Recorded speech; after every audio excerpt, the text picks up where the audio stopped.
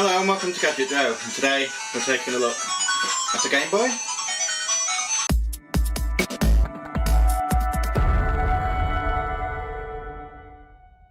Hello, and for today's video we're taking a look at a device that's going to take you right back to your olden days. Now if you're like me and you're into the retro gaming, I'm not really a big modern title gamer. I do play the games, but that's mostly for benchmarking for reviews on other items on the channel. But for myself, I like to play the old retro games. I like to play the games such as Pokemon and Sonic and Mario and Tekken and all the older games basically. And this is the device that is perfect for if you're wanting to play those. Because what this is here is the Anbernic RG35XX. Now, looking straight at it, it looks exactly like a Game Boy. It's very similar in size to the Game Boy Pocket or the Game Boy Color, and it's perfect because it does indeed fit in your hands. Now I have quite large sausage hands, and even for me it's nice and comfortable to use. So what this is, it's a product that's been developed by a company called Anbernic. Anbernic produce a lot of different handheld devices that do the same sort of thing. So what this one is, it's designed to look like the Game Boy. As you can see, everything looks almost identical. However, you do have an extra couple of buttons. On the buttons you have an A, B, X and Y, and then obviously you've got the menu button in the middle. You then have a start and select button, along with the directional pad on the left of the device. Above that you have the larger screen, which is what sets it apart instantly from the original Game Boys. Now this screen is a decent size. I believe it's a 3.5 inch 640 by 480 IPS panel. Now it's not a massive resolution, it doesn't sound like it's going to be a fantastic quality screen, but as you can see on the screen right now, the quality is actually surprisingly good. It's definitely surprised me. It's really quite clear, it's nice and sharp, the menu looks fantastic, and the gameplay itself looks absolutely fantastic. What I have found is that in some games, because obviously this is a device that's designed to emulate older games, some of the older games actually never looked this good on the original devices. So what it does is it shows the gameplay as it would before, but it starts to smooth the edges out a little bit, so it doesn't look quite as pixelated. Some of the games are going to look exactly how you remember them, albeit on a slightly brighter screen. Now the screen certainly did impress me. It's not a touch screen, for those that are wondering. It is simply a classic style screen. The RG35XX is a very small, compact device, measuring in at 4.6 inches tall, 3.1 inches wide and only 0.7 inches thick.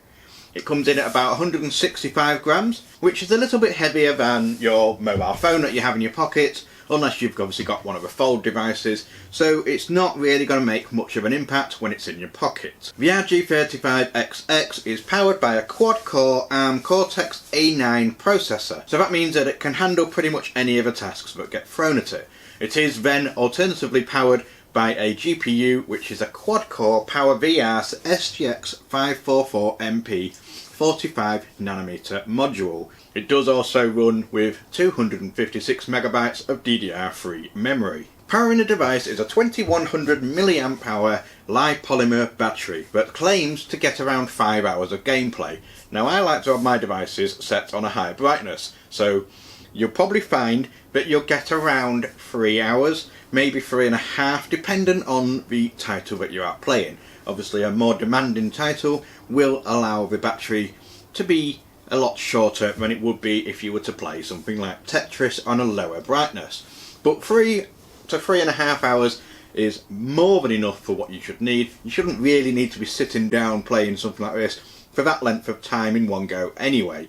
You can then simply charge it via the USB Type-C connector at the bottom. The unboxing experience in general isn't amazing. It's just simply a white cardboard box. You open it up, you get the device in a bag, and you get an included screen protector, and I really would recommend installing it because a device like this is likely to be going into your pocket or shoved into a pocket in your bag. So just having that screen protector is definitely something that you should have. You also get the USB Type-C charging cable inside there, and that's pretty much it. Now when it comes to price for a device like this, You can pick these up for around 50, 60, maybe £70. There are different models available. This one here is just the RG35XX. They do the RG35XX Plus and also a V2, and there's loads of different ones which you can explore in the link down below. I'll put a link to where you can get this very device, and also they do other ones. If you're into the emulation hobby, then you're more than likely going to know what is available on the market. Now, this isn't something that I generally cover on the channel, but it is something that I would like to cover more of. I will try and get more handheld devices in so I can really compare them next to each other. The direct competitor for this is a device called the Mayu Mini. It is slightly smaller than the Anbernic, but the only problem is with the Mayu Mini, they're almost impossible to get hold of right now. Whereas these, you can go on Amazon and get it next day delivery. Now we're going to take a look around the device itself. Obviously we've already covered the front. Moving to the side of the case, you get a power button at the top, a reset button underneath that, and then you get two micro SD card slots. The first micro SD card features a 64GB micro SD card that came in the box, and that is what stores the operating system of the Anbernic. Next one is another micro SD card slot, and that allows you to add up to a 256GB memory card in there so that you can store more games. Now the advantage of doing that is that you can then take that out and put it into your computer without having to reinstall the OS every single time you do so. Moving to the other side, it's a simple case of a volume rocker button. At the top of the device you get two lights, which are your function lights, and also a mini HDMI slot which allows you to output it to your TV at 720p resolution.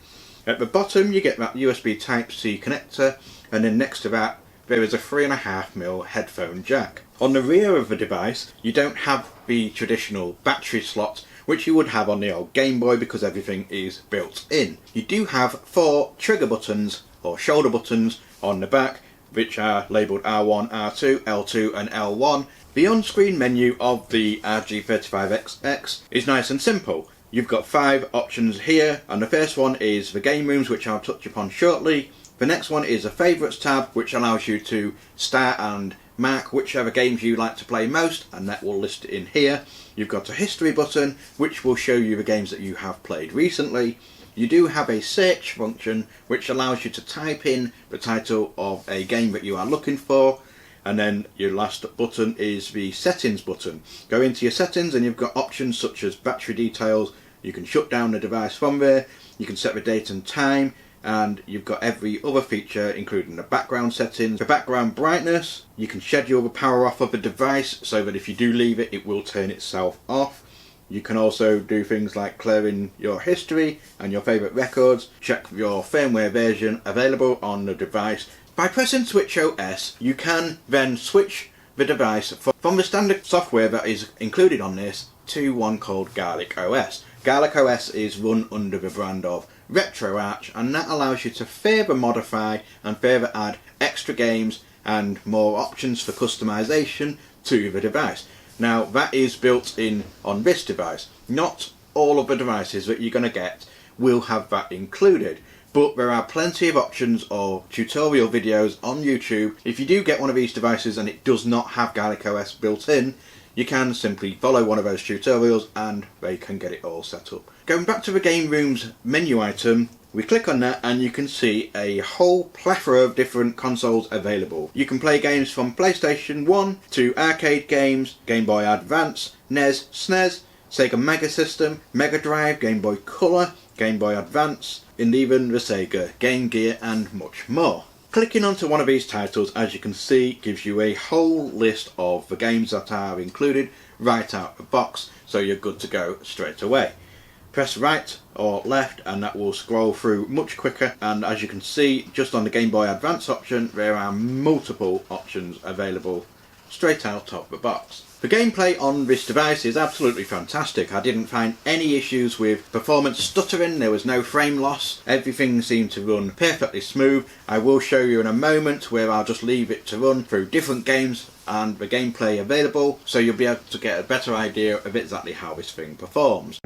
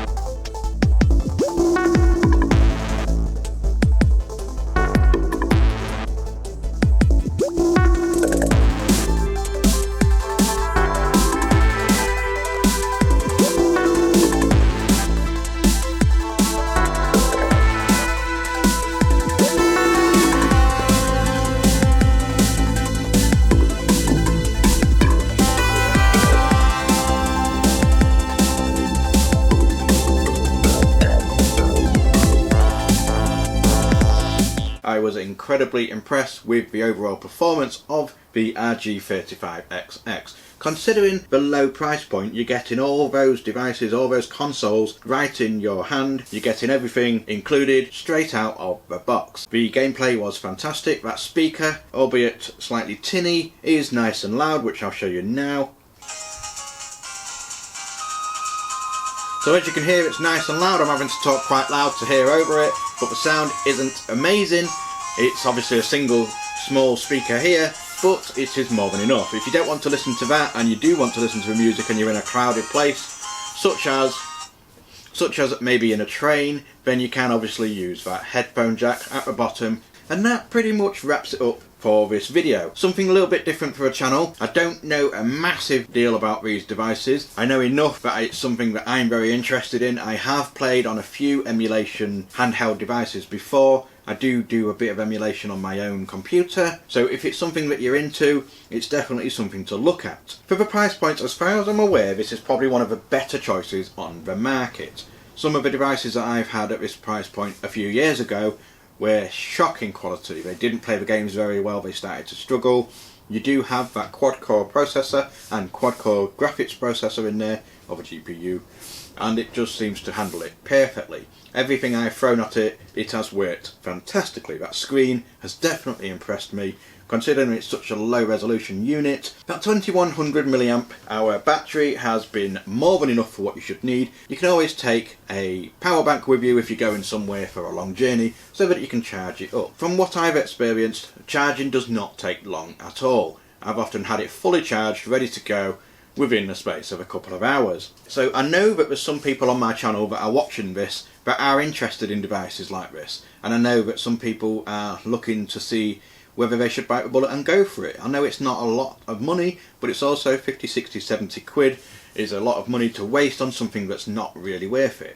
And would I say this is worth it? Absolutely, 100% it is worth it. Something that I'm going to be keeping myself, and I have been using it at night time or in a bit of my downtime. You're going to be surprisingly impressed. I'll leave a link in the description where you can get your hands on one for yourself. Don't forget, while you're down there, click like on this video, leave a comment on your thoughts on the Anbernic RG35XX. Don't forget to click subscribe and then hit that bell icon. A lot of the people that are already subscribed to the channel aren't getting notifications about the new videos every Sunday at 6 o'clock.